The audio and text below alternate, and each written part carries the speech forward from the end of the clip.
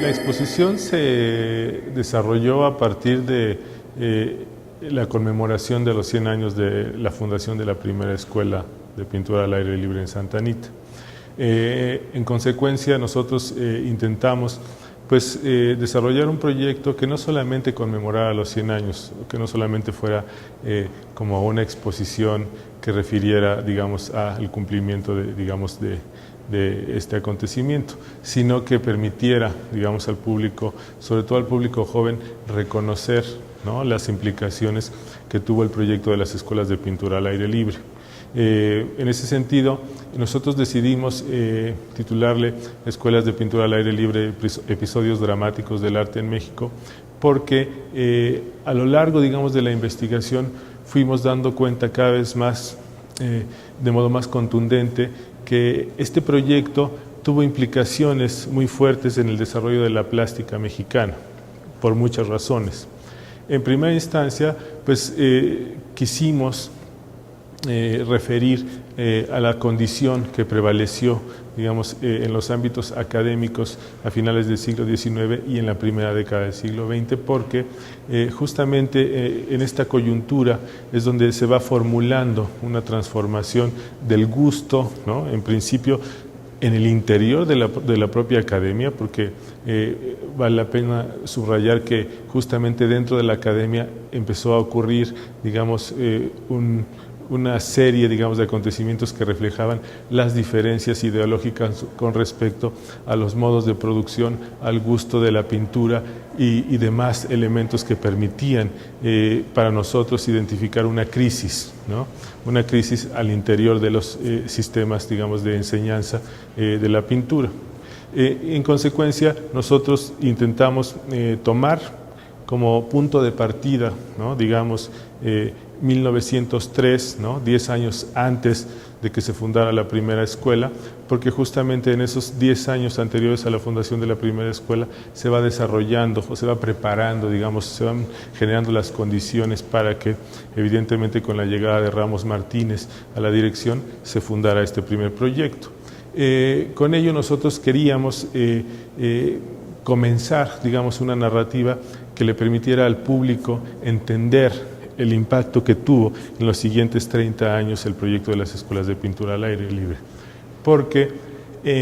cuando se funda la primera escuela,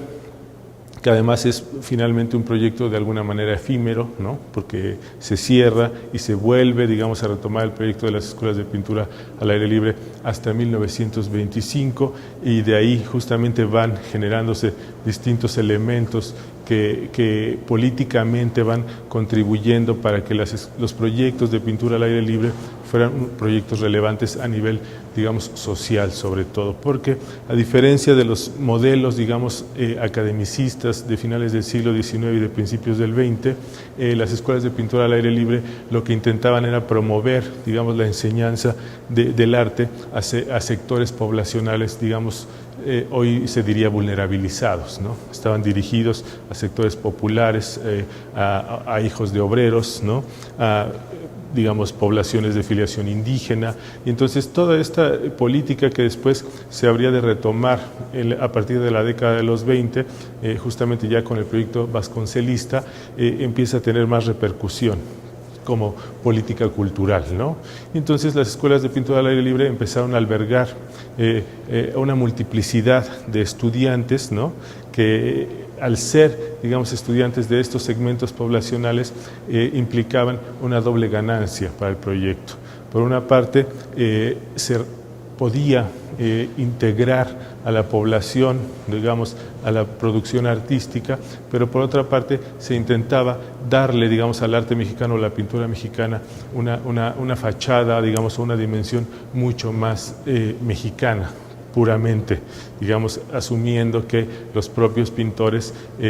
reconocían, digamos, los espacios y la forma en la que iban a pintar iba a ser una forma mucho más limpia y no tan contaminada por los elementos académicos que habían prevalecido en el siglo anterior. Y entonces el proyecto de la CEPAL se convierte en un proyecto que funda, digamos, de alguna manera una generación de artistas, ¿no?, de los cuales pudieron emergieron decenas decenas, ¿no?, de artistas, pero simplemente por mencionar algunos, no sé, Fermín Revueltas, David Alfaro Siqueiros, ¿no?, estuvieron formando parte del proyecto en algún sentido. Entonces la exposición intenta justamente, en conjunto con documentos hemerográficos, bibliográficos, con colecciones, digamos, plásticas, hacer una revisión del recorrido, digamos, o de la vida de las escuelas de pintura al aire libre y las distintas fases en las que se